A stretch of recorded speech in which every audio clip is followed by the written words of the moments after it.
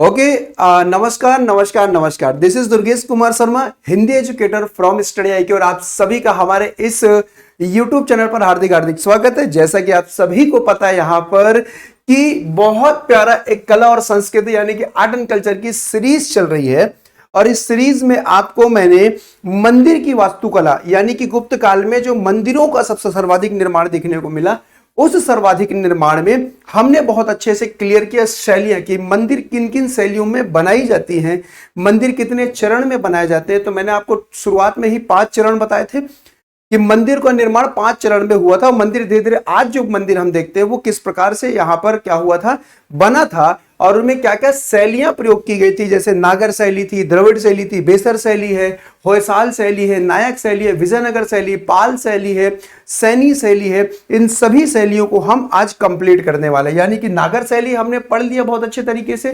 नागर शैली में ही जो हम आगे पढ़ने वाले हैं वो है सोलंकी शैली। तो चलिए आज की क्लास को हम स्टार्ट करते हैं। And before start this session I would like to tell you कि सबसे पहले एक बार सेशन को आप लाइक कर दीजिएगा। वीडियो बहुत अच्छी लगे तो प्लीज इसे शेयर कर दीजिएगा और यदि आप चैनल पर पहली बार आए हैं तो सब्सक्राइब करना मत भूलिएगा और बेल आइकन के बटन को प्रेस करना मत भूलिएगा। चलिए हम शुरू करते हैं आज की क्लास को विदाउट वेस्टिंग टाइम। यस, और अगर आपको इसकी PDF चाहिए तो you can join my Telegram channel जिसका नाम है हिंदी बाय दुर्गेश, और इसके साथ ही साथ आप ज्वाइन कर सकते हैं स्टडी IQ का PSC वाला टेलीग्राम चैनल। यहां पर भी इसकी लिंक आपको प्रोवाइड करा दी जाएगी। क्लियर है? और PDF प्रोवाइड करा दी जाएगी। अब जो हम बात करने वाले हैं आज की क्लास में, यह है हमारा नागर शैली के अंतर्गत उभरी 3 उपशैलियां में, जिसमें से 2 शैलियों को मैंने बहुत अच्छे से आपके साथ शेयर किया है। 2 शैलियां कौन कौन सी मैंने आपके साथ शेयर की है, जरा एक बार रिवाइज करेंगे क्या? बिल्कुल रिवाइज करेंगे। तो एक शैली मैंने आपको जो बोला था पूर्वी भाग में जन्मी एक शैली थी नागर शैली के अंतर्गत, वो थी ओडिशा शैली। ओडिशा शैली को हमने बहुत अच्छे से कवर किया। दूसरा मध्य भारत में जन्मी थी जिसका नाम था खजुराहो शैली। अब तीसरा हम पश्चिमी भाग चल रहा है, मतलब उत्तर पश्चिमी वाले बेल्ट में चलेंगे जिसका नाम है सोलंकी शैली। सोलंकी शासकों के द्वारा बनाई गई यह शैली थी। तो चलिए आइए देखते हैं ये शैली किस प्रकार से काम करती थी और किस प्रकार से हमारे लिए इंपॉर्टेंट हो जाती थी। अब अगर हम बात करें सोलंकी शैली की बात करें तो सबसे पहले अगर हम इसके स्थान की बात करें तो याद रखिएगा इस शैली का एक दूसरा नाम भी है।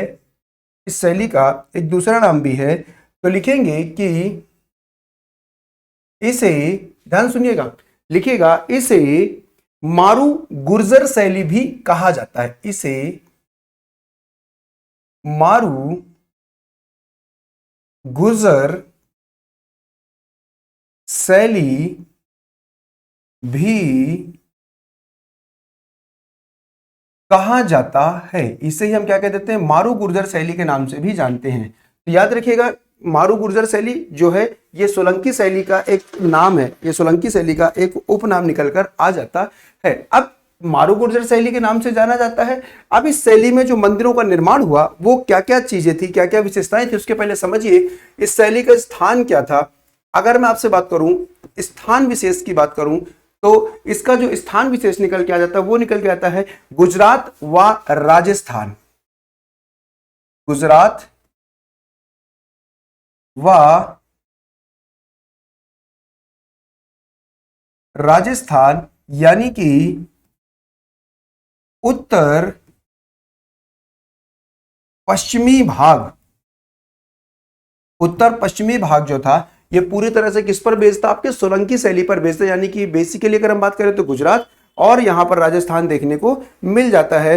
और इनका संरक्षण किन्होंने किया था, तो सोलंकी शासकों ने इनका संरक्षण किया था। ठीक है, अगर संरक्षण की बात करेंगे तो संरक्षण किन्होंने किया था, आपका सोलंकी शासकों द्वारा इसका संरक्षण किनके द्वारा किया गया था, सोलंकी शासकों द्वारा इनका संरक्षण देखने को मिलता। अच्छा, अब इस काल में जो मंदिर बनाए गए थे उन मंदिरों की विशेषताएं क्या क्या निकल के आ जाते हैं। इस काल में मंदिरों का जो निर्माण हुआ था वो क्या क्या विशेषताएं लेकर आई थी। तो आइए इनकी कुछ विशेषताएं पढ़ लेते हैं कि इस प्रकार की मंदिर में क्या क्या हमको विशेषताएं देखने को मिलेगा। तो सबसे पहले अगर मैं आपके साथ विशेषताएं शेयर करूं तो द वेरी फर्स्ट सबसे पहली विशेषता यहां पर यह निकल के आती है कि मंदिरों की दीवारें जो थी वो नक्काशी रहित थी। दीवारें नक्काशी रहित थी। यानी कि मैंने आपसे बताया ओडिशा शैली में क्या था, तो ओडिशा शैली में बाहर से नक्काशी देखने को मिलता था, अंदर की दीवारें फ्लैट थी। खजुराहो शैली में गए थे तो अंदर और बाहर दोनों तरफ नक्काशी देखने को हमको मिलता था, बारीक नक्काशी देखने को मिलता है। लेकिन जैसे ही हम यहाँ पर सोलंकी शैली पहुंचते, नागर शैली में, तो इसकी जो दीवारें थी नक्काशी रही थी, मतलब बाहर से और अंदर से दीवारें प्लेन थी, मतलब उसमें कुछ भी मूर्ति या कुछ भी कथात्मक मूर्तियों का निर्माण या कुछ भी ऐसी नक्काशी देखने को आपको नहीं मिला। किसमें? सोलंकी शैली में। जो गुजरात और राजस्थान की मंदिर हैं वहां पर ऐसा कुछ भी देखने को नहीं मिलता। हाँ, इसमें यह एक नया बात मिलता है कि जो गर्भगृह था, वो गर्भगृह मेरे प्यारे साथियों अंदर व बाहर, ध्यान सुनना, जो गर्भगृह था वो अंदर और बाहर दोनों तरफ से मंडप से जुड़ा था। अंदर व बाहर दोनों मंडप से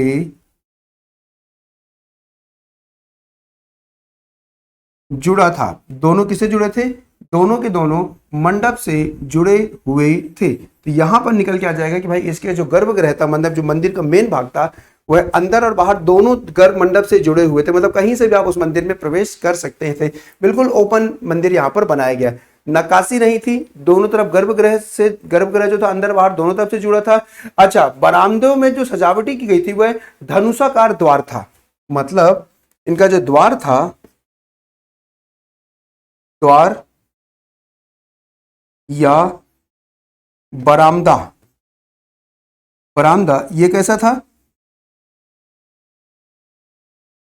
धनुषाकार आकृति की बनाई जाती थी या बनाई गई थी, धनुषाकार आकृति की बनाई गई थी। जो इसका ये जो था, मतलब ये जो आप ये देख रहे हैं, ये जो ऊपर वाला भाग, ये जो यहाँ पर आप देख रहे हैं, बरामदा कह लीजिए या उसको अपन क्या कह सकते हैं, कल के में पढ़ा था, जो चबूतरा बनाया जाता था, जो बेदी बनाई जाती थी, वो कैसे धनुषाकार बनाई जाती थी। ठीक है, तो द्वार और बरामदा जो थे इनके, ये कैसे बनाए जाते थे? धनुषाकार बनाए जाते थे। अच्छा, इन धनुषाकार आकृतियों को क्या कहा जाता था? इस धनुषाकार आकृति को हम तोरण कहते थे। क्या कह देते थे?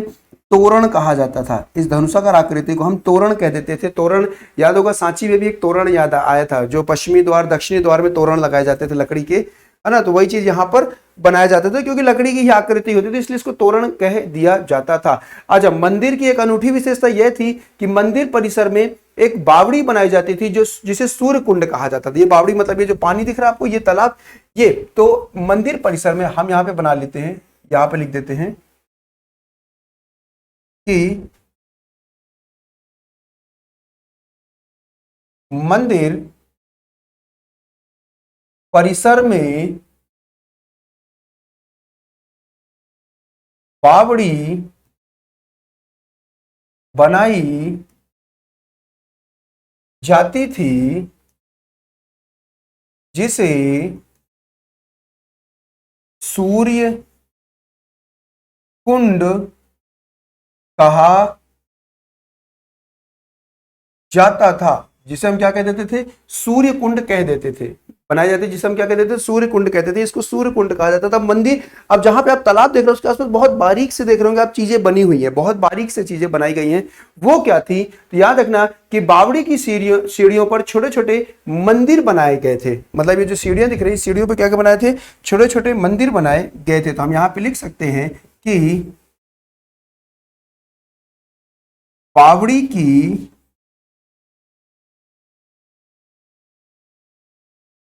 सीढ़ियों पर छोटे छोटे मंदिर बनाए गए थे, जिसे लकड़ी की नक्काशी जिसे लकड़ी की नक्काशी, मतलब मंदिरों को जो सजाया गया था उसे लकड़ी की नक्काशी की गई थी। मंदिरों में क्या की गई थी? जिसे लकड़ी की नक्काशी से बनाया गया था। किससे बनाया गया था? लकड़ियों की नक्काशी से इसे बनाया गया था। किसको?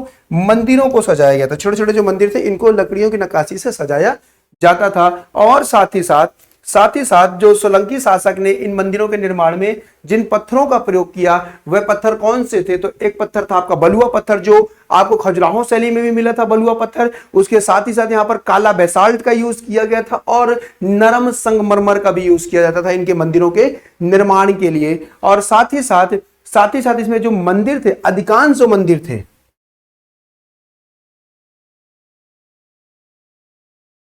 अधिकांश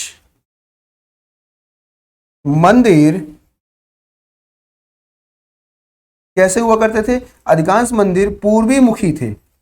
अधिकांश मंदिर जो थे वो कैसे थे? आपके पूर्वी मुखी मंदिर यहां पर देखने को आपको मिल जाते हैं, मतलब पूर्व की तरफ मुख किए हुए ये मंदिर मिल जाते थे। और जिस इमेज को आप देख रहे हैं ये बहुत फेमस है, जो गुजरात में है। इसको मोढेरा का सूर्य मंदिर कहा जाता है। ये जो आप इमेज देख रहे हैं इसे मोढेरा का सूर्य मंदिर कहा जाता है। मैं थोड़ा सा कलम बदल देता हूं और किसी नए कलम से यहां पर आकृति लिख देता हूं।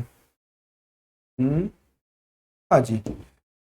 ये जो इमेज देख रहे हैं ये मैं यहां पर थोड़ा सा,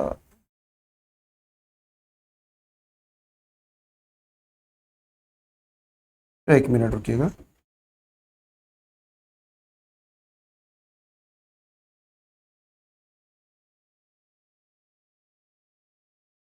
ये था आपका मोढेरा का सूर्य मंदिर जो गुजरात में है। ये जो इमेज आप देख रहे हैं ये मोढेरा का सूर्य मंदिर है जिसे गुजरात में स्थित है। और इसको बनाने का जो श्रेय जाता है 1026 से 27 में भीम प्रथम ने बनवाया। तो सोलंकी एक शासक था भीम प्रथम, उन्होंने क्या किया था? इस मंदिर का निर्माण कराया था 1026-27 में बनवाया था। ठीक है, तो ये हुआ आपका सोलंकी शैली। अच्छा, नागर शैली का जो कुछ प्रभाव है वो दक्षिण भारत में भी देखने को मिलता है। नागर शैली का कुछ प्रभाव कहां देखने को मिलता है? दक्षिण भारत में ही मिलता है। तो दक्षिण भारत में मंदिर की जो वास्तुकला थी उसमें भी थोड़ा बहुत नागर शैली का भी प्रभाव देखने को मिलता है।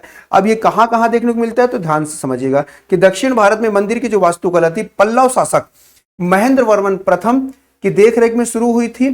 और पल्लव वंश के दौरान बनाए गए मंदिरों में व्यक्तिगत शासकों की अलग अलग शैलियां परिलक्षित होती हैं। इन्हें कालक्रम के अनुसार 4 चरणों में वर्गित किया जाता है। यानी कि दक्षिण भारत में जो मंदिरों का निर्माण शुरू किया गया था ये पल्लव शासकों द्वारा किया गया था। पल्लव शासकों द्वारा प्रारंभ किया गया था। मतलब दक्षिण भारत में पहली बार जो मंदिर बनाने का श्रेय जाता है वह पल्लव शासकों को जाता है। पल्लव शासकों में किनको जाता है? महेंद्र वर्मन प्रथम को जाता है। किनको जाता है? ये जाता है आपका महेंद्र वर्मन प्रथम को जाता है, जिन्होंने 610 से लेकर 630 ईस्वी तक मंदिरों का निर्माण करवाया था।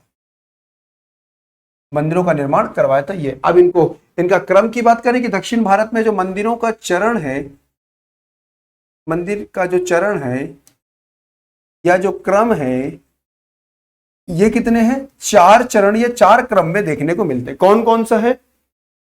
तो कौन कौन से चारों क्रम को समझा देता हूं मैं। तो एक इसमें जो क्रम है ध्यान से देखिएगा, सभी क्रम को मैं बता देता हूं। अब ये 4 क्रम की अगर बात करें तो एक मिलेगा आपको महेंद्र समूह मिलेगा। क्या मिलेगा आपको? महेंद्र समूह यहां पर देखने को मिलेगा। अच्छा, दूसरा हम बात करेंगे महेंद्र समूह के बाद दूसरा मिलता है आपका नरसिंह समूह मिलता है। दूसरा क्या मिलेगा आपको? नरसिंह समूह मिलेगा आपको यहां पर। नरसिंह समूह मिलता है आपको। और तीसरा मिलता है आपको राजसिंह समूह या शैली कह लीजिए। राजसिंह समूह कह लीजिए या शैली, समूह का मतलब शैली ही है यहां पर, ठीक है। और जो फोर्थ यहां पर आपको देखने को मिलेगा, यहां पर जो फोर्थ देखने को मिलेगा वो मिलेगा आपको नंदीवर्मन समूह या नंदीवर्मन शैली। नंदी वर्मन शैली क्या मिलता है, नंदीवर्मन शैली भी यहां पर देखने को आपको मिलेगा, या नंदीवर्मन समूह भी कह सकते हैं।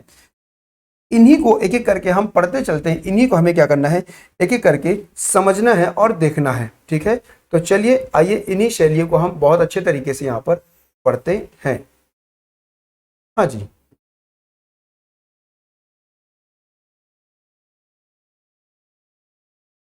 चलिए सबसे पहले पढ़ेंगे महेंद्र समूह।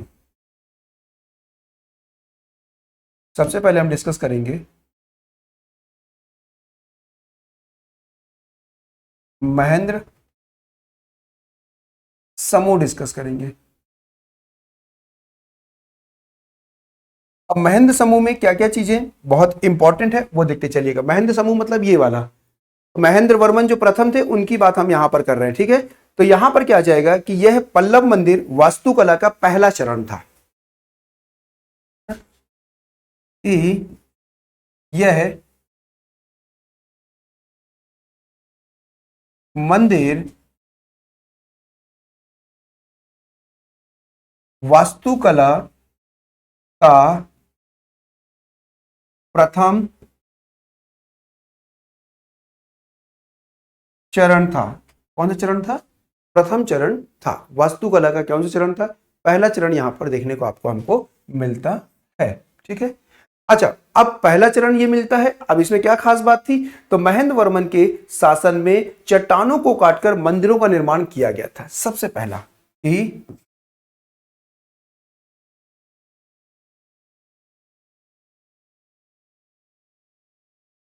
चट्टानों को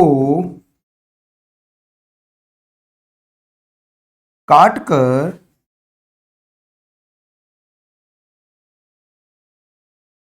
मंदिरों का निर्माण किया गया था। इनके शासनकाल में जो मंदिरों का निर्माण की शुरुआत की गई वह चट्टानों को काटकर किया गया था। मतलब मंदिरों को कुछ बनाया जाता था, एक चट्टान को काटकर इनका क्या कहता था, मंदिरों का निर्माण किया जाता था। और इस दौरान मंदिरों को मंडप कहा जाता था, जबकि नागर शैली में मंडप का मतलब केवल सभा हाल होता था। मतलब यहां पर जो मंदिर थे, मंदिरों को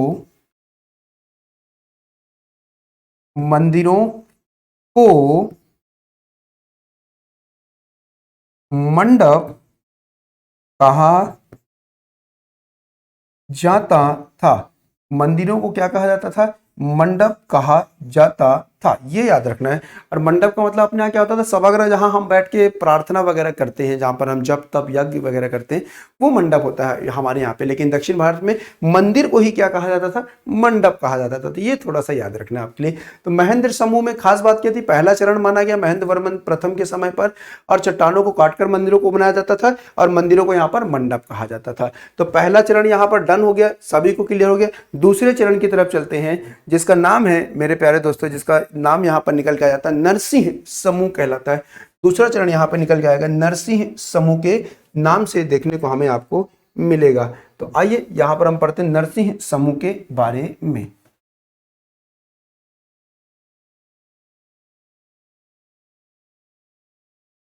नरसिंह समूह, नरसिंह समूह, इसमें क्या क्या खास बात थी नरसिंह समूह में। तो खास बात की बात करेंगे तो पहला निकलेगा कि ये दक्षिण भारत में मंदिर स्थापत्य के विकास का दूसरा चरण था। बताने की जरूरत नहीं था, ये सेकंड चरण था। मैं शॉर्ट फॉर्म में लिख देता हूं, आप डिटेल में लिख लीजिएगा, ठीक है। यह मंदिर दक्षिण भारत के मंदिर के विकास का दूसरा चरण माना जाता है। कौन सा, नरसिंह समूह। और चट्टानों को काटकर बनाए गए मंदिरों को आकर्षक उत्कृष्ट मूर्तियों द्वारा सजाया गया था। इस चरण में क्या किया गया था कि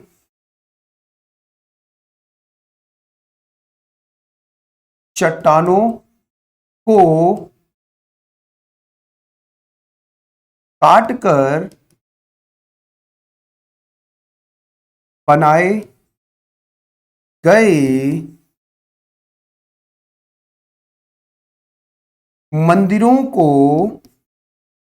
चट्टानों को काटकर बनाए गए मंदिरों को आकर्षक उत्कृष्ट को आकर्षक उत्कृष्ट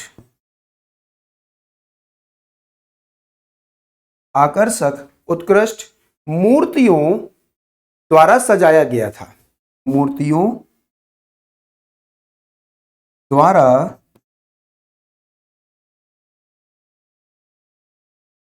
सजाया गया था।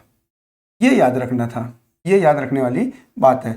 प्रथम चरण में क्या किया था कि चट्टानों को काटकर मंदिरों का निर्माण किया गया था, और उन मंदिरों को सजाने का काम किन्होंने किया, बहुत अच्छे अच्छे मूर्तियां उसमें बनाने का किसने काम किया, ये नरसिंह समूह ने किया। दूसरे चरण में किया था ये चीज, ठीक है, ये चीज दूसरे चरण में निकल कर आ जाते। अच्छा, यही पे आता है कि नरसिंह वर्मन जो थे के शासन में मंडप को अलग रथों में विभाजित किया गया था। मतलब इन्होंने क्या किया था, जो मंडप थे उनको अलग रथ में विभाजित कर दिया था।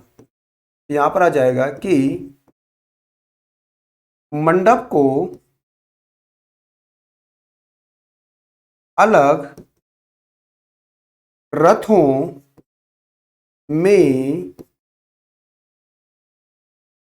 विभाजित किया गया था। अलग रथों में क्या किया गया था, विभाजित किया गया था। ये चीज यहां पर निकल कर आ जाती है। अलग रथों में मतलब जो मंडप थे, मंडप को अलग से एक रथ का रूप दे दिया गया था और उसको मंडप कहा जाता था। कब, दूसरे चरण में उन चीजों को। प्रथम में मंडप का मतलब ही मंदिर था, दूसरे चरण में ये चीज बदल जाता है। अच्छा, दूसरा आता है कि सबसे बड़े भाग को धर्म रथ कहा जाता था और सबसे छोटे भाग को द्रौपदी रथ कहा जाता था। मंदिर में जो दो भाग थे तो उसमें जो बड़ा रथ था, एक बड़ा रथ था और एक छोटा रथ था, छोटा रथ। तो जो छोटा रथ बनाया गया था तो उसे क्या कहा जाता था, आपका द्रौपदी रथ कहा जाता था। कभी लिखने के लिए आता है द्रौपदी रथ के बारे में, तो ये दक्षिण भारत के मंदिरों से संबंधित है ना। और बड़े रथ की बात करेंगे तो इसे क्या कहा जाता था, धर्मराज रथ कहा जाता था। धर्मराज रथ के नाम से जाना जाता था। यह चीज था सेकंड चरण में नरसिंह के समय देखा जाता था, ठीक है। हाँ बिल्कुल, चलिए आगे बात करते हैं। इसका सबसे अच्छा उदाहरण देखेंगे तो ये है आपका महाबलीपुरम का। अगर मंदिर देखोगे आप तो महाबलीपुरम का जो मंदिर बनाया गया है वो इसी चरण पे देखने को आपको मिल जाता है। महाबलीपुरम का जो मंदिर है इसी चरण में आपको क्या होगा, देखने को मिल जाएगा। हाँ जी, आगे बढ़ते हैं और यहां पर देखिएगा नरसिंह समूह के बाद क्या आता है, राजसिंह समूह आता है। तो यहां पर हम पढ़ेंगे राजसिंह समूह में क्या क्या बात देखने को मिलता है। राजसिंह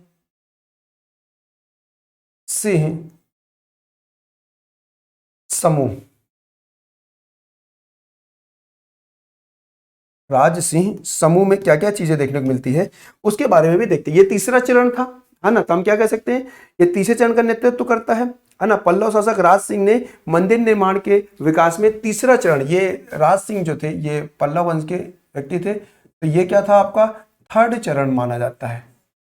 और जिनका नाम है उन्हीं के नाम ने धरे से राज सिंह प्रथम ने तीसरा चरण किया, नरसिंह वर्मन प्रथम ने दूसरा चरण शुरू किया था, और इधर देखेंगे तो ये कौन था, महेंद्र वर्मन प्रथम ने पहला चरण शुरू किया था, ठीक है। सभी प्रथम प्रथम है, ठीक है। अब राज सिंह ने क्या किया, तो क्या किया इन्होंने, इस दौरान शिला को काटकर बने मंदिर के स्थान पर वास्तविक संरचनात्मक मंदिर का विकास शुरू हुआ। यहां पर जो चट्टान वट्टान थे उनको हटा दिया गया और यहां पर हम कह देंगे कि चट्टानों को काटने के बजाय वास्तविक वास्तविक मंदिरों, चट्टानों को काटने के बजाय वास्तविक संरचनात्मक मंदिरों का विकास शुरू हुआ। वास्तविक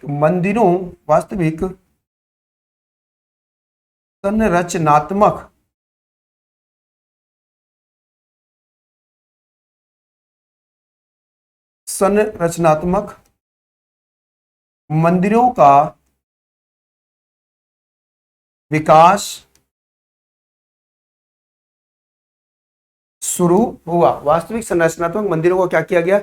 विकास यहां पर शुरू किया गया। ठीक है, उदाहरण के लिए महाबलीपुरम का समुद्र तटीय मंदिर देख लीजिए, कांचीपुरम का कैलाशनाथ मंदिर देख लीजिए, तमिलनाडु में है ना। तो एग्जांपल के लिए आप देख लीजिए है ना कि कांचीपुरम का कैलाश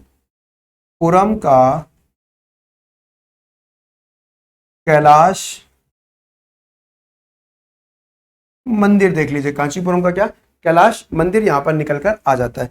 और इसके बाद जब थर्ड चरण की तरफ चलते हैं, मतलब माफ करिएगा फोर्थ चरण की तरफ चलते हैं, तो ये फोर्थ चरण है आपका नंदी वर्मन शैली। तो यहां पर आ जाएगा आपका नंदी वर्मन शैली निकल कर आ जाएगा। क्या निकल के आ जाएगा? नंदी वर्मन शैली। अब नंदी वर्मन शैली जो था, पहले तो ये याद रखना है कि ये कौन सा चरण था, तो ये फोर्थ चरण है, बताने की जरूरत नहीं होनी चाहिए। मंदिर निर्माण का ये कौन सा चरण था? चौथा चरण था, जिसका निर्माण नंदी वर्मन ने शुरू कराया था। अच्छा, तो हम कह सकते हैं पल्लव वंश के दौरान, पल्लव काल के दौरान मंदिर निर्माण के इस चौथे चरण का विकास हुआ। इस दौरान बनने वाले मंदिर आकार में क्या हुआ करते थे? छोटे होते थे। तो हम कह सकते हैं कि इस दौरान बनने वाले मंदिरों का आकार छोटा होता था। कैसा होता था? बनने वाले मंदिरों को आकार कैसा बताया गया था? छोटा बताया गया था। और बाकी विशेषता जो थी इनकी द्रविड़ शैली पर बेस्ड थी। तो अब हमारा काम क्या है? ये तो हो गया हमारा वास्तुकला नागर शैली। अब हम पहुंचते हैं वास्तुकला की द्रविड़ शैली, जिसे हम चोल शैली भी कहते थे। तो सेकंड जो सबसे इंपॉर्टेंट है ये है द्रविड़ शैली, जिसे हम क्या कहते हैं? चोल शैली के नाम से भी जानते हैं। इसके बारे में भी हम डिस्कस कर लेते हैं कि चोल शैली क्या था और किस प्रकार से यहाँ पर चीजें हमें आपको देखने को मिलता है, पढ़ने को मिलता है। तो इन चीजों को भी हम क्या करेंगे यहाँ पर बढ़िया तरीके से ऐड करते हुए चलेंगे। ठीक है, हाँ जी।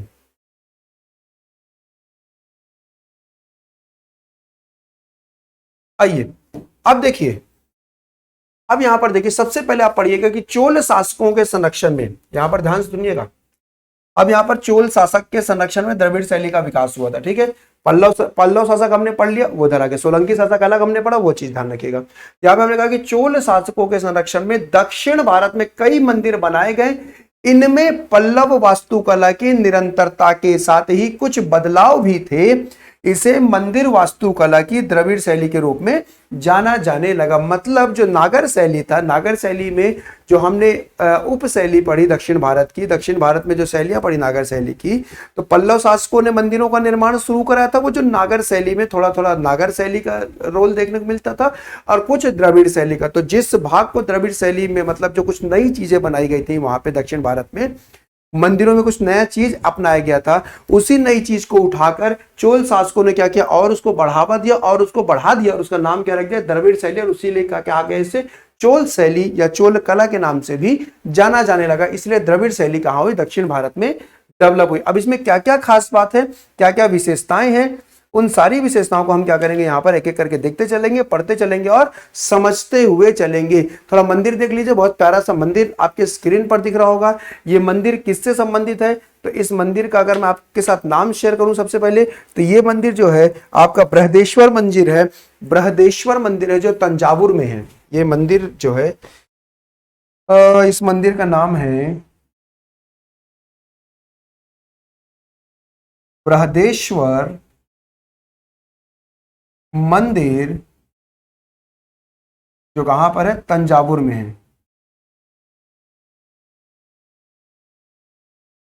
कहां पर है? तंजावुर में ये मंदिर स्थित है। ये चीज, अब इस मंदिर को ध्यान से देखिए, कुछ नई चीजें हैं जो आपको हमको यहाँ पर पढ़नी है और आपको हमको यहाँ पर सीखनी। आराम से देखिए इस मंदिर को, थोड़ा सा एक झलक रखिए और फिर हम इसके बारे में शुरू करते हैं।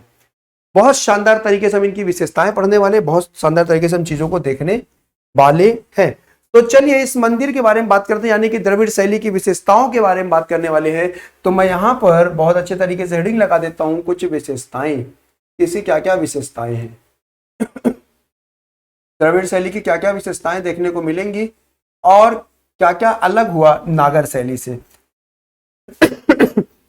चलिए सबसे पहले निकल के आता है कि नागर मंदिरों के विपरीत द्रविड़ शैली के मंदिर ऊंची चार दीवारियों से घिरे होते थे। ऊंची ऊंची चार दीवारी, जैसे नागर शैली में क्या होते थे, मंडप हुआ करते थे और पिलर हुआ करते थे, मतलब मंदिर पूरी तरह खुला होता था, सिर्फ गर्भ बंद रहता था। लेकिन यहाँ पर पूरी मंदिर ही बंद होती थी, पूरी मंदिर दीवारों से, चार दीवारी से घिरे हुआ होता था। तो सबसे पहले लिखेंगे कि नागर शैली के विपरीत द्रविड़ शैली के मंदिर,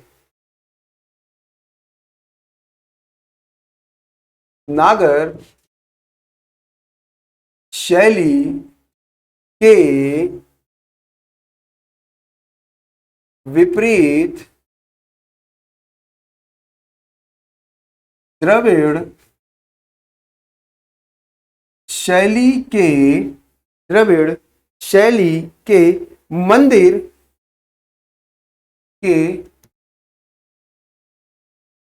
मंदिर ऊंची दीवारों से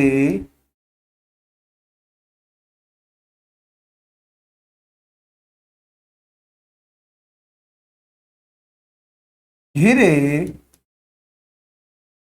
होते थे, ऊंची दीवारों से घिरे होते थे। आप कैसे? हाँ, तो एक छोटा सा मैं क्लिप दिखाता हूँ आपको, वीडियो क्लिप है ना, मूवी का एक वीडियो क्लिप है। उस मूवी को देखिएगा, मूवी बहुत अच्छे से देखा आपने। एक मूवी का नाम है सेमी टू, है ना, शायद विक्रम की मूवी है। उस मूवी में पूरा मंदिर को दिखाएगा। उस मंदिर में आपको बोला कि मंदिर की जो दीवारें थी, मंदिर की ऊंची दीवारें, बाहर, इसके बाहर जो था मंदिर, पूरा परिसर क्या, जैसे ये मंदिर हुआ करता था, पूरे मंदिर को एक घेर के, एक घेरा बना के दीवार बनाई जाती थी, जो नागर शैली में देखने को नहीं मिलता था। तो उस मूवी का छोटा सा क्लिप मैं आपको दिखा रहा हूँ। जैसे ये मूवी देखिए, अब ये मंदिर देख रहे हैं, ये मंदिर है, ये मंदिर का गेट है, ये दीवार है, चारों तरफ से दीवार है। अगर आप इस मूवी को थोड़ा देखेंगे, ये दीवार, मंदिर दिख रहा है आपको। अब ये आप देखेंगे तो इस मंदिर की दीवार आपको दिखेगी, और अच्छे से क्लियर दिखा दूं मैं आपको, तो ये देखिए, ठीक है।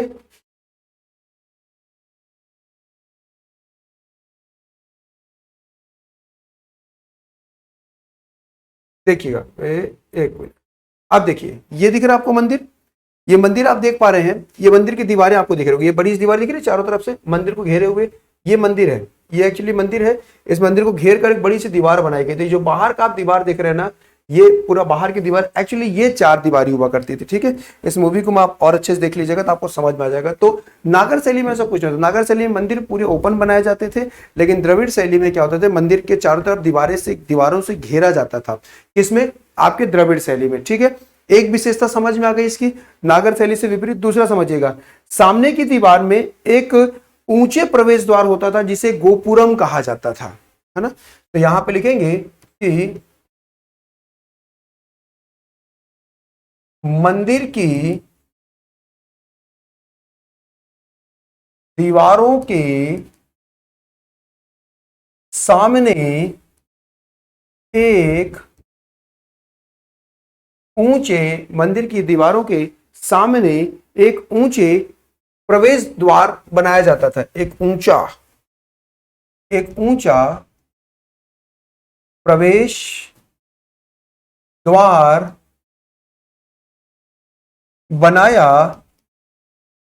जाता था जिसे गोपुरम कहा जाता था। जिसे क्या कहा जाता था? गोपुरम कहा जाता था। गोपुरम कई बार एग्जाम में पूछा गया है कि गोपुरम क्या है। तो again I am telling you, ये आप फिर से मैं मूवी का सीन दिखाता हूं आपको। यहां पर देखिएगा, जो मूवी शुरू हुई थी, इस मूवी की शुरुआत में देखिएगा,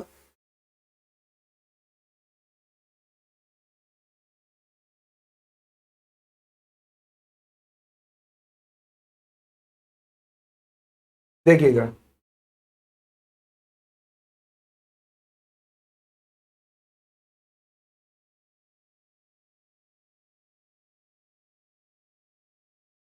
ये जो दिख रहा है आपको, ये बड़ा सा गेट, ये बड़ा सा दीवार दिख रहा है, ये एक्चुअली इसमें एक दरवाजा हुआ करता था, जैसे ये का सब मिस हो गया।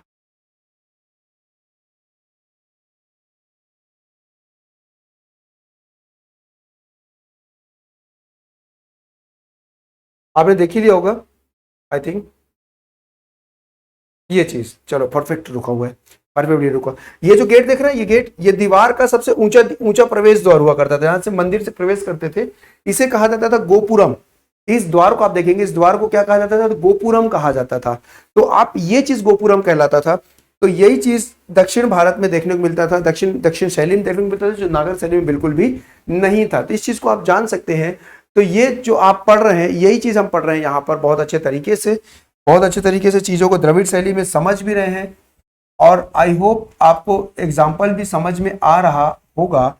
ठीक है, चलिए सेशन को लाइक जरूर कर दीजिएगा ना। सेशन को आपने लाइक नहीं किया अभी तक, मैं चेक कर रहा हूँ।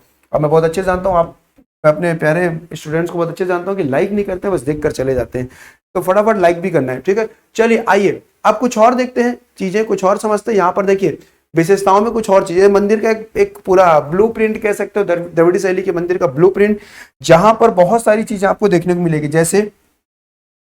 जैसे हम देखेंगे तो ये जो मैंने बोला ना प्रवेश द्वार, ये दैट इज गोपुरम, यहाँ पे लिखा है गोपुरम, ये है गोपुरम। ठीक है, ये पूरा दीवार से घिरा हुआ था, ये पूरा जो मंदिर है ये ऐसे पूरे बॉल से, ये पूरे बॉल से घिरा हुआ है, ऐसे पूरा पैक है मंदिर। ये पूरा पैक है, जो द्रविड़ शैली में देखने को मिला, आपका नागर शैली में नहीं मिला। ये पूरी तरह से पैक है मंदिर ये। ठीक है, अच्छा अब बीच में ये जो देख रहे हैं, ये एक्चुअली मंदिर है। ये जो बीच में आप देख रहे हैं, ये आपका मंदिर है। ये पूरा जो है आपका ये मंदिर बनाया गया है। ठीक है, जिसमें से अंदर वाला जो भाग ये देख रहे हैं ना, ये जो भाग है, ये वाला भाग जो है, ये गर्भगृह है, गर्भगृह है, ये गर्भगृह कहलाता है। ठीक है, इस चीज को ध्यान रखिए, गर्भगृह कहलाता है। और ये बीच के मंडप वाला हिस्सा है। अभी आगे बात करेंगे, सब चीजों को बात करेंगे। और ये जो चारों तरफ आप देख रहे हैं, ये जो चारों तरफ देख रहे हैं, ये मैंने आपको बोला था ना पंचायतन शैली, पंचायतन शैली ये वो चीज है। ये जो चारों तरफ आप देख रहे हैं, ये यहाँ पर सहायक मंदिर है। ये कौन से मंदिर है, ये सभी के सभी सहायक मंदिर हैं। ये सभी के सभी सहायक मंदिर है। ये जो आप देख रहे हैं, ये मेरे प्यारे दोस्तों, ये सभी के सभी क्या है, सहायक मंदिर है। चारों के चारों यहाँ पर सहायक मंदिर के रूप में निकल कर आ जाते हैं। क्लियर है। अच्छा, मंदिर का ये जो हिस्सा दिख रहा है, ये वाला हिस्सा, ये जो हिस्सा दिख रहा है, ये शीर्ष कहलाता है। और ये जो हिस्सा दिख रहा है, ये वाला हिस्सा, ये जो हिस्सा है, ये सभागृह कहलाता है। मैं यहाँ पर थोड़ा सा कलम बदल के लिख देता हूँ ताकि और अच्छे से दिख सके आपको। ये जो हिस्सा है मेरे प्यारे साथियों, सभागृह था, सभागृह है। और ये जो हिस्सा है, ये वाला, ये शीर्ष कहलाता है, या शीर्षक कह सकते हैं। क्या कह देते हैं, शीर्षक या शीर्ष कह सकते हैं इसको। बात समझ में आ रहा है, चीजें बिल्कुल अच्छे समझ में आ रहा होगा। यस बिल्कुल, हाँ ठीक है। और ये, अच्छा माफ करिए, ये शीर्षक बोल रहा हूं, ये अंतराल था, इसको अंतराल कहा जाता है। अंतराल, अंतराल मतलब गर्भगृह और सभागृह के बीच का जो हिस्सा होता है, ये उसे अंतराल कहा जाता था। अच्छा, ये जो मंदिर के चोटी बनाई जाती थी, जिसे विमान कहा जाता था। दक्षिण भारत में क्या कहा जाता है, इसे विमान कहा जाता है। ये क्या कहलाता है, इसे विमान कहा जाता है। ये जो आप देख रहे हैं, ये विमान कहा जाता है। ये जो कहलाता है, ये अंतराल हुआ करता था। और ये जो आप गोला देख रहे हैं, ये जो गोला, ये दक्षिण भारत में सबसे इंपॉर्टेंट निकल के आता है, क्योंकि इसे जलाशय कहा जाता था। यानी कि द्रविड़ शैली में जलाशय का निर्माण किया गया था। नागर शैली में कोई भी जलाशय देखने को आपको नहीं मिला था। ठीक है, तो ये चीजों को आपको ध्यान में रखते चलना है। और चीजें मैं यहाँ पर और लिख देता हूँ, और विशेषताएं यहाँ पर मैं ऐड कर देता हूँ। इनके अलावा भी कुछ और विशेषताएं, जैसे मंदिर परिसर का निर्माण पंचायतन शैली में किया जाता था, जिसमें एक प्रधान मंदिर और 4 गौण मंदिर होते थे। वही चीज मैंने आपको बोला, 1 2 3 4 मंदिर, ये सहायक मंदिर हो गया, बीच का एक मुख्य मंदिर हो गया। तो निर्माण कैसा हो जाएगा, पंचायतन में हो जाएगा। पंचायतन शैली में निर्माण किया जाता था। किस शैली में, पंचायतन शैली में इसका क्या कहता था, निर्माण किया जाता था। बिल्कुल अच्छे समझिएगा, अच्छे से देखते चलिएगा। और साथ ही साथ यहां पर निकल के आ जाएगा कि द्रविड़ शैली में मंदिरों में आपकी आपकी पिरामिड नुमा शिखर होते थे, जो शिखर बनाए जाते थे तो पिरामिड नुमा, पिरामिड जैसे बनाए जाते थे। ये आप देख रहे हैं, ये पिरामिड जैसे बनाए जाते थे, पिरामिड आपने देखा होगा, तो पिरामिड नुमा संरचना बनाई जाती थी। तो यहाँ पर नेक्स्ट पॉइंट लिखेगा जो नागर शैली से बिल्कुल अलग है, तो लिखेंगे कि द्रविड़ शैली में मंदिरों में पिरामिड नुमा शिखर होते थे। शिखर कैसे हुआ करते थे? ये पिरामिड नुमा हुआ करते थे, पिरामिड नुमा आकृति हुआ करती थी। पिरामिड नुमा आकृति यहां पर देखने को आपको हमको मिलती थी। और साथ ही साथ जो घुमावदार नहीं बल्कि ऊपर की ओर सीधे होते थे, और शिखर को हम क्या कह देते थे? विमान कह देते थे। तो मैंने ऑलरेडी आपको बता दिया है, पिरामिड नुमा आकृति होती थी जो सीधी हुआ करती थी, जो घुमावदार ना होकर सीधी होती थी, जिसे हम क्या कह देते थे? विमान कह देते थे। उन शिखर को क्या कहा जाता था? विमान कहा जाता था। तो ये थोड़ा आपको याद रखते चलना, इन शिखरों को अपन क्या कह देते थे? विमान कह देते थे। अच्छा, विमान के शीर्ष पर एक अष्टकोण आकृति का शिखर होता था। विमान के शीर्ष पर एक अष्टकोण, ये यहां पर देखेंगे, ये जो शीर्ष आप दिख रहा है, थोड़ा सा मैं कलम बदल देता हूं यहां पर देखेंगे, ये शिखर पर अष्टकोण आकृति बनाई जाती थी। क्या बनाई जाती थी? एक अष्टकोण आकृति। शिखर पर एकदम टॉप पर देखेंगे तो क्या होता था कि विमान के शीर्ष पर एक अष्टकोण आकार का शिखर होता था। यह नागर मंदिर के कलश के समान है, लेकिन यह गोलाकार नहीं होता था। याद रखिएगा, जो नागर शैली में ऊपर कलश रखे जाते थे तो कलश कैसे होते थे? गोल हुआ करते थे। और ये कैसा होता था? अष्टकोण हुआ करता था। ठीक है, तो हम लिखेंगे कि शिखर के शीर्ष पर, शिखर के शीर्ष पर अष्टकोण, शिखर के शीर्ष पर अष्टकोण आकार, अष्टकोण आकृति होती थी। और यहीं पे मैं बोलूंगा आपको, तो नागर शैली में कलश का प्रयोग होता था, जो गोल होता था। और ये गोल नहीं होता था, अष्टकोण होता था। जैसे कोण कितने होते थे? 8 कोण वाले में रखे जाते थे इसके ऊपर। अच्छा, द्रविड़ वास्तुकला के अंतर्गत केवल मंदिर के शीर्ष पर विमान होता था। इसमें नागर वास्तुकला के विपरीत अन्य सहायक मंदिरों पर विमान नहीं होता था। ये याद रखना है, यानी कि इन पर कोई भी विमान या शिखर नहीं बनाए जाते थे। इन चारों मंदिर पर सिर्फ यहां पर विमान होते थे, मुख्य मंदिर पर। और नागर शैली में पांचों मंदिर पर क्या बनाए जाते थे? शीर्ष बनाए जाते थे, मतलब शिखर बनाए जाते थे। ठीक है, ये डिफरेंस है। नागर शैली में पांचों मंदिर मतलब मुख्य मंदिर और 4 सहायक मंदिर में शिखर बनाए जाते थे वो मंदिर के ऊपर, लेकिन द्रविड़ शैली में सिर्फ मुख्य मंदिर पर शिखर होते थे। इन चारों मंदिर पर शिखर नहीं पाए जाते थे। इस बात को आपको ध्यान में रखना है। ये बात समझ में आ गया? बिल्कुल क्लियर हो गया? चलिए, अच्छा, सभागृह, सभा हाल जो है गर्भगृह से एक गलियारे से जुड़ा होता था, जिसे हम अंतराल कहते थे। ये जो अंतराल लिखा हुआ है, ये सभागृह है, और ये गर्भगृह, इसके बीच में एक अंतराल होता था। मतलब एक तरह समझ लो कि एक स्थान का खत्म होना दूसरे स्थान का शुरू होने के बीच के स्थान को हम अंतराल कहते हैं। तो वो अंतराल मैंने आपको बता दिया कि सभागृह और गर्भगृह के बीच के स्थान को क्या कहा जाता था? यहाँ पर अंतराल कहा जाता था। वो यहाँ पर लिखने की जरूरत नहीं, वो मैंने आपको समझा दिया। और गर्भगृह के प्रवेश द्वार पर द्वारपाल, मिथुन या यक्ष की मूर्ति होती थी। ये याद रखिएगा। ठीक है, तो लिखेंगे गर्भगृह के द्वार पर, गर्भगृह के द्वार पर नहीं, गर्भगृह के प्रवेश द्वार पर, क्लियर लिख देता हूं, प्रवेश द्वार पर मिथुन व यक्ष की मूर्तियां होती थी। अच्छा, यही चीज गर्भगृह के प्रवेश द्वार पर अगर नागर शैली में जाएंगे तो गंगा और यमुना की मूर्तियों को बताया गया है। नागर शैली में जाएंगे तो गंगा और यमुना की मूर्ति मिलती है, और द्रविड़ शैली में जाएंगे तो मिथुन और यक्ष की मूर्ति हमको आपको यहाँ पर देखने को मिलती है। यक्ष की मूर्ति हमको यहाँ पर बहुत अच्छे से क्लैरिफाई हो जाती है। और मंदिर परिसर के अंदर जलाशय जो बनाए जाते थे ये बहुत अद्वितीय था। ठीक है, तो हम यहाँ पे लिखेंगे कि मंदिर परिसर में जलाशय का होना एक अद्वितीय विशेषता थी, जो नागर शैली में हमको देखने को नहीं मिला था। बिल्कुल अद्वितीय यहाँ पर क्या बताया गया, इसके बारे में बताया गया कि अद्वितीय विशेषता थी। और ये जो मैंने आपको बोला कि जो बृहदेश्वर मंदिर है, ये जो यहाँ पर लिखा है,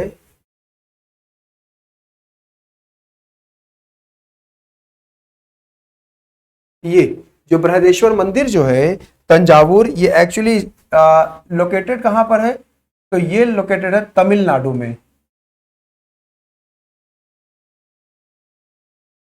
तमिलनाडु में लोकेटेड है। अच्छा, इसको बनवाया किसने था, तो बृहदेश्वर मंदिर जो तंजावुर तमिलनाडु में, इसको बनवाने का श्रेय किसको जाता है, तो ये जाता है आपका राजराज प्रथम द्वारा निर्मित करवाया गया था। राजराज प्रथम द्वारा निर्मित कराया गया था। राजराज प्रथम द्वारा निर्मित कराया गया था। कब, 10-11 ईस्वी में इसको निर्मित कराया गया था। कौन सा, ये बृहदेश्वर मंदिर को निर्मित कराया गया था। और इसी से जुड़ा हुआ एक दूसरा मंदिर भी है। यहां पर अगर देखेंगे, ये दूसरा मंदिर आप देख रहे हैं, ये नीचे, ये माफ करिएगा, ये जो दूसरा मंदिर आप नीचे देख रहे हैं, ये एक्चुअली मंदिर है आपका गंगईकोंड चोलपुरम मंदिर है। ये जो मंदिर आप देख रहे हैं, ये गंगईकोंड चोलपुरम मंदिर है। एक जैसे दिख जरूर रहा होगा, लेकिन अलग अलग है ना। गंगईकोंड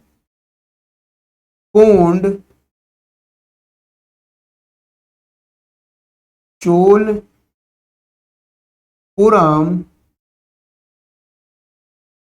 मंदिर है। गंगईकोंड चोलपुरम ये मंदिर है। दोनों एक जैसे दिखते हैं, लेकिन दोनों अलग अलग है ना, दोनों अलग अलग मंदिर है। गंगईकोंड चोलपुरम मंदिर है, ठीक है। ये भी तमिलनाडु में ही स्थित है। और गंगा डेल्टा में अपनी जीत के उपलक्ष्य में, गंगा डेल्टा में जीत के उपलक्ष्य में राजेंद्र प्रथम ने इसे निर्मित कराया था। इस मंदिर का निर्माण राजेंद्र प्रथम ने निर्मित कराया था। राजेंद्र